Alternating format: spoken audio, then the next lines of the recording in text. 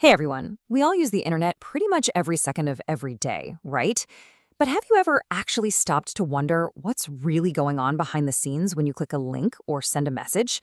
Well, today we're going to follow the incredible journey of a single click as it zips across the entire planet. Let's dive in. I mean, it's kind of mind-blowing, isn't it? It feels like actual magic. You click something here, and a website from halfway around the world just appears. But of course, it's not magic. It's an absolutely amazing system of technology. So, how does it all really work? To figure that out, we've got to start with the absolute basics. So, before we can even begin to tackle the whole internet, we need to understand its most fundamental building block, and that is the network. It's a really simple idea, but trust me, it's the foundation for everything else. At its heart, a computer network is just a bunch of devices, we call them nodes, that are connected together. And that could be anything. Think about your laptop, your phone, your smart TV, maybe even a printer. The whole point is just to let them talk to each other and share stuff. That's it. It's really that simple. You know, any kind of communication, whether it's you texting a friend or your computer sending a file, it all boils down to these four basic parts. You've got a sender, you've got the message itself, you've got a channel for it to travel on, like Wi-Fi or a cable, and of course you've got a receiver. This simple structure is the blueprint for how all data moves online. Okay, so we get what a simple network is, but how do we get from just a few devices in one room to a network that connects the entire world? Well, it happens in stages. It's like we're slowly zooming out from your desk to the whole planet. It all starts really small with what we call a personal area network, or a PAN. That's just your own stuff, like your smartwatch connecting to your phone. Then we zoom out to a local area network, a LAN. Think of the Wi-Fi in your house or your office.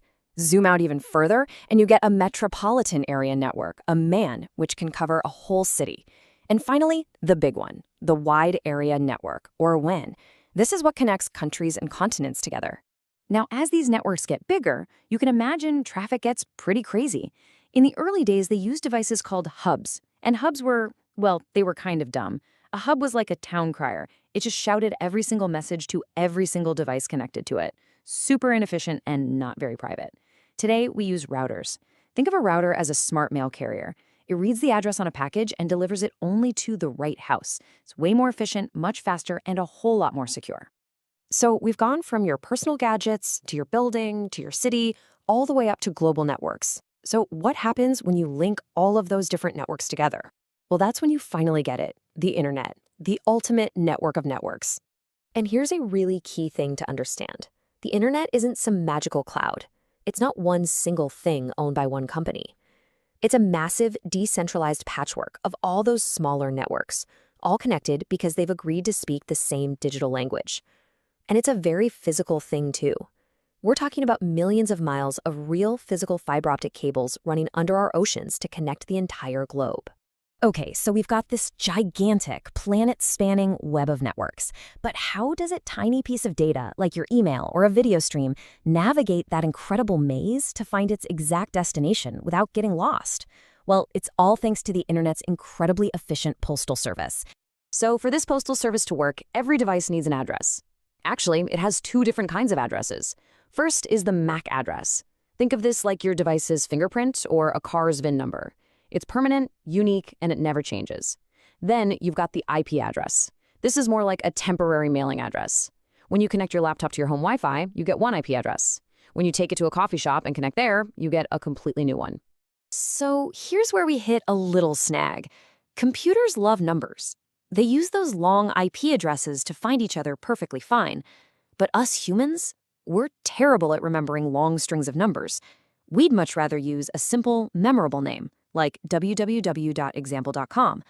So how do we bridge that gap between what computers want and what we want? The solution is a brilliant system called DNS, which stands for the Domain Name System.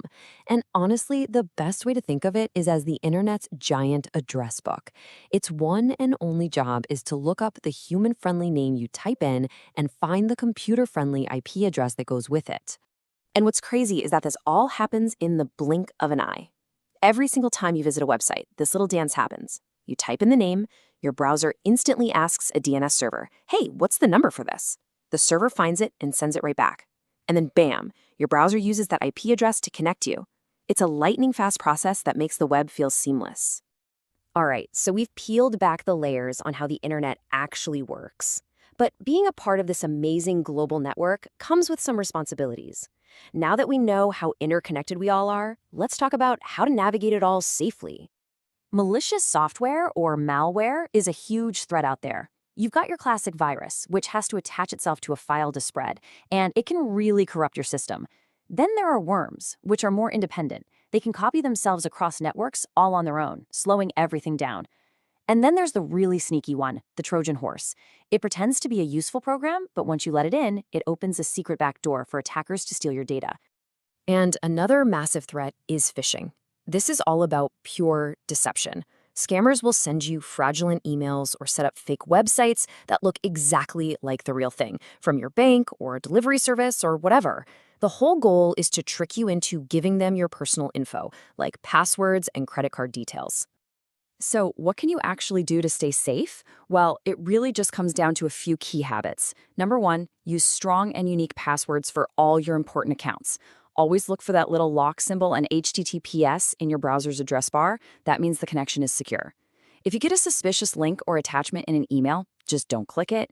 Keep your software updated. And finally, just be really careful about what you share on social media.